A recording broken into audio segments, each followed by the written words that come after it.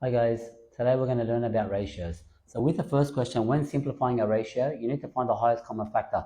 The highest common factor of 3 and 21 is 3, so you need to divide both sides by 3. 3 divided by 3 is 1, 21 divided by 3 is 7, so it's 1 to 7.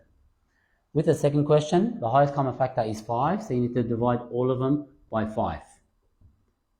10 divided by 5 is 2. 15 divided by 5 is 3. 35 divided by 5 is 7. So the answer is 2 to 3 to 7. Now with part C, you need to have them in the same units. So you need to convert the 3 kilometers into meters. So 3 times 1,000 is 3,000 meters. So once they're in the same unit, then you need to find the highest common factor, which in this case is 20. So you divide both of them by 20. 3,000 divided by 20 is 150. 20 divided by 20 is 1, so 150 to 1. With the second question, we have a ratio problem. So what we have is the ratio of cars to buses. You need to make sure you put them in the order.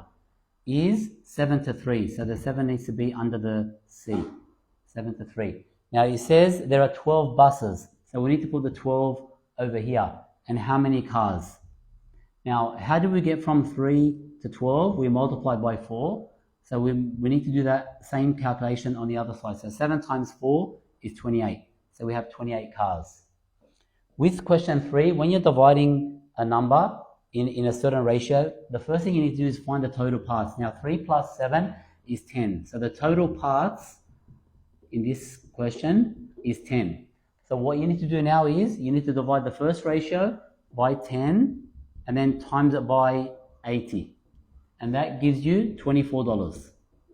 For the second part, we've got 7 parts over here. So we need to do 7 divided by 10 times 80, which is $56. And that's how you divide.